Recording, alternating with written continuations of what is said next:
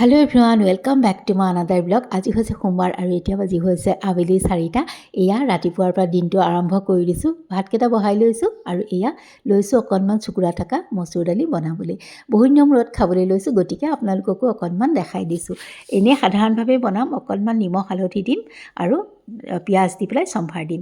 কেতিয়াবা অকণমান দালিটো বেলেগ হ'লেও যে খাই ভাল লাগে। এইফালে অকণমান লৈছোঁ বেঙেনা ফ্ৰাই কৰিবলৈ আৰু এখন ভাজি বহাম। তাৰ কাৰণে পিঁয়াজ ভাজি এয়া ভাজিখন বহাই দিছোঁ আৰু দিনটো এনেকৈ আৰম্ভ কৰিছোঁ, গতিকে আপোনালোকৰ লগত অকণমান শ্বেয়াৰ কৰিছোঁ।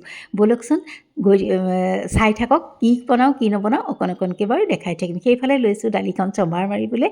একদম সাধাৰণভাৱে পিঁয়াজ আৰু নহৰু অকণ কাটি দিছোঁ, বাছ তাৰপাছতে ভাজা যোৱাত চম্ভাৰ মাৰি দিছোঁ। এয়া দালি চম্ভাৰ দিয়া হৈ গ'ল আৰু খাই কিন্তু ভাল লাগে দেই এই দালিখন। আৰু এওঁৰ কাঁহীখন ৰেডি কৰি ল'লোঁ। এওঁক পঠিয়াই মেলি লৈ বোলো কিবা এটা বনাই খাম, আজি দুপৰীয়া কিবা এটা বনাম, আপোনালোকৰ লগতো শ্বেয়াৰ কৰোঁ। ব'লক গৰম পানী এগিলাচ এওঁক দি থৈ আহি লওঁ। অকণ ঠাণ্ডা পৰিছে যে ঠাণ্ডা পানী খাব মন নাযায়। আৰু এইফালে টিফিনটোও বনাই। ব'লক দুপৰীয়ানো কি বনাওঁ অকণমান দেখাই দিওঁ।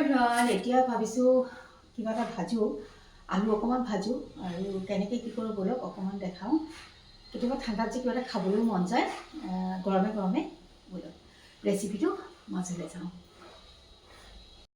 আৰু এয়া মই ডাঙৰ আলুৱে সৰু সৰুকৈ কাটি লৈছোঁ আৰু ভালকৈ ধুই তাৰ ষ্টাৰ্চটো পেলাই দিছোঁ।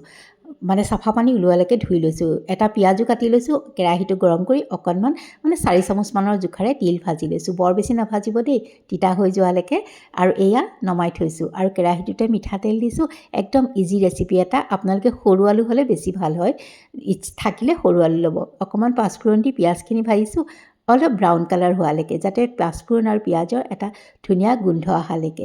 আৰু তাৰ পাছতে আলুখিনি দি দিছোঁ। নিমখ হালধি একোৱেই নাই, একদম সাধাৰণ, কিন্তু খাবলৈ বহুত ভাল লাগে। অকণমান পানী দিছোঁ, কিয় জানেনে? বৰ বেছি তেলত মই ভাজা নাই আৰু এই পানীখিনিতে সিজি আলুখিনি জৰ্জৰীয়া পৰি যাব। সেইটো পৰ্যায়লৈকে মই ভাজিম। আৰু এয়া এইখিনি ঠাণ্ডা হোৱা তিলখিনি অকণমান মই পিচি ল'ম। তাৰপাছতে এয়া তাতে মই নিমখ দিব পাহৰিছিলোঁ, নিমখ অকণমান দি দিছোঁ, অকণমান দেখাই দিছোঁ। আৰু আলুখিনি যেতিয়া সিজি গ'ল তেতিয়া মই এটা কেপচিকাম সৰু সৰুকৈ কাটি দিছোঁ। এইটো নিদিলেও কথা নাই, মটৰ থাকিলেও দিব পাৰে, নিদিলেও একো কথা নাই। আৰু দিলে ভাল লাগে কেপচিকাম অকণমান, সেইকাৰণে মই সৰু সৰুকৈ কাটি দি দিছোঁ। এতিয়া এভাপ সিজাৰ পাছত তিলখিনি দি দিছোঁ গুড়ি কৰি লোৱা। আৰু এয়া চাওকচোন লৰাই বগৰাই মোৰ আলু ফ্ৰাই হৈ গ'ল। তিল দিয়া আলু ফ্ৰাই খাবলৈ বহুত ভাল লাগে। আৰু যিহেতু এতিয়া আলু ওলাইছে, আলুৰ ছিজন, গতিকে এনেকৈ খাই ভাল লাগে। আপোনালোকে ট্ৰাই কৰিব পাৰে যোনসকলে ভাল পায় তিল দি খাই। আৰু অকণমান দেখাই দিলোঁ আৰু তেন্তে আজিলৈ আহোঁ।